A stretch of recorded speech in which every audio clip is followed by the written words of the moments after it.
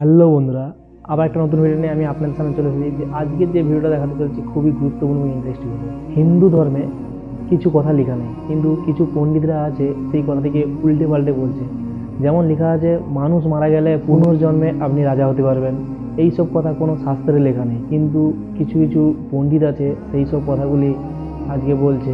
জাকির নায়েক স্যারজি উনি যে কথাগুলোর অ্যান্সার দিয়েছে, তো ওরই ভিডিও চালিয়ে আমি আপনাদেরকে দেখাবো এবং এক পণ্ডিতের ভিডিও চালিয়ে আমি আপনাদেরকে দেখাবো। দেখুন ভিডিওটাতে কি বলতে চাইছে। मरने के बाद अपने कर्मानुसार, जैसा आप बता चुके हैं, जीव अन्य योनियों में चला जाता है। ठीक है।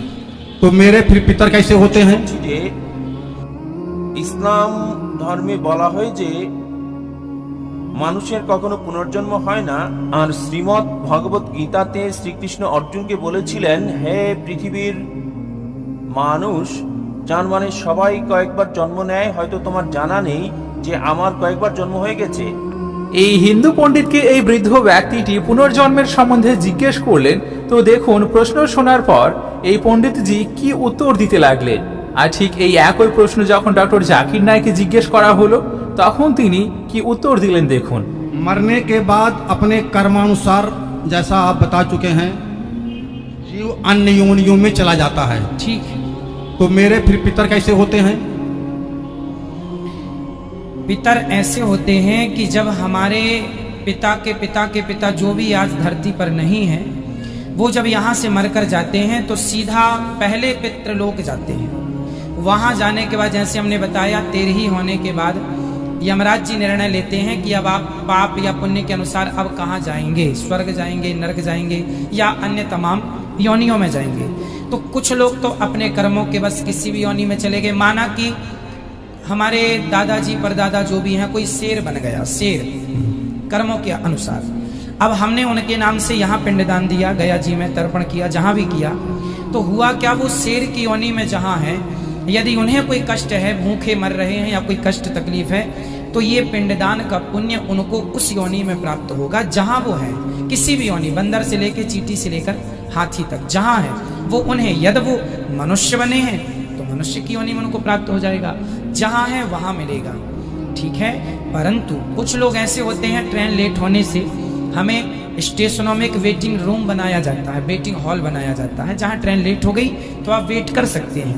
उसी प्रकार किसी व्यक्ति, हमारे पिता के पिता, किसी के पाप पुण्य का कोई निर्णय किसी कारण ना हो पाए तो वो पितृलोक में होते हैं, और हम यहाँ से यदि उनके लिए कुछ करते हैं तो उनका उद्धार हो जाता है। जैसे कुछ दिनों के लिए ईश्वर ने ये विधान भी रखा है, नचिकेता को ये बात यमराज जी ने बताई है। नचिकेता के संवाद में ये सब कुछ स्पष्ट है कि हमारे जाने के बाद ये जरूरी नहीं है कि मरने के तुरंत बाद हमारा पुनर्जन्म हो जाएगा, कहीं भी जरूरी नहीं है। हो सकता है 2 साल तक ना हो सकता है 10 साल तक ना हो, और हो सकता है 100 साल तक हम वेटिंग रूम में इंतजार करें अपने नंबर का।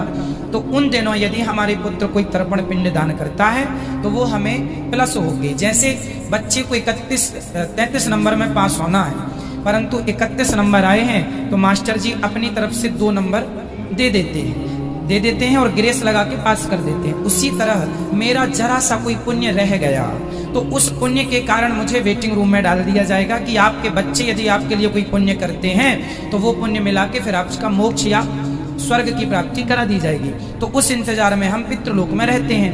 हम बच्चों को कहते हैं पुण्य करो, हमारे नाम से कुछ करो। जब नहीं करते तो वही पितृ फिर नाराज होके उन पर फिर गलत प्रभाव छोड़ने लगते हैं, उसी को पितृ दोष कहते हैं। अगर कोई वेटिंग लिस्ट में ना हुआ हो तो फिर बता चुका मैं कि वो शेर बन गया होगा तो उसको रूप में प्राप्त हो जाएगा। वो उसके निमित्त भाव कथा सुनने से क्या फल मिलेगा? फिर किसको? भागवत कथा जो पोथी बैठा सुनते हैं, तो क्या फल आपने मिलेगा? देखिए, होता क्या है कि आपका कोई अपना आदमी अमेरिका में है और आपने उसके खाते में पैसे डाल दिए तो उसके खाते में तुरंत पहुंच गया कि नहीं? अब वो उस पैसे से शराब पी ले या दूध पी ले या रोटी खा ले या मांस खा ले, आपने तो पैसे भेज दिए, अब वो उसका उपयोग अपने ढंग से करेगा। उसी प्रकार हमने तो पुण्य कर दिया अपने पूर्वजों के लिए, अब वो शेर बने हैं तो उनको मांस मिल जाएगा, गाय बने हैं तो चारा मिल जाएगा, इंसान बने हैं तो 56 भोग मिल जाएगा। स्वामी जी, संतुष्टि हमको नहीं हुई, हम कर क्या रहे हैं? আমার নাম আরিয়ান পুত্র কুমার নারায়ণ সিং কোন্তে, দিল্লি থেকে এসেছি। আমি ভালো ইংরেজি বলতে পারি না, এজন্য আমি দুঃখিত। স্যার, আমি জিজ্ঞেস করতে চাই যে ভগবানের বানানো নিয়মে কি পরিবর্তন হতে থাকে?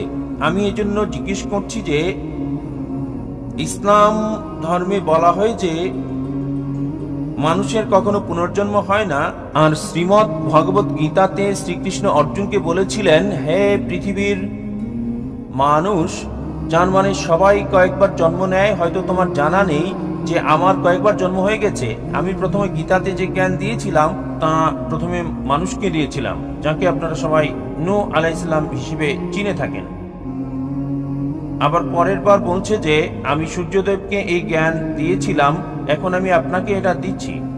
তাহলে স্যার, আপনি কি বলতে পারেন যে মানুষের কি পুনর্জন্ম হয় নাকি হয় না?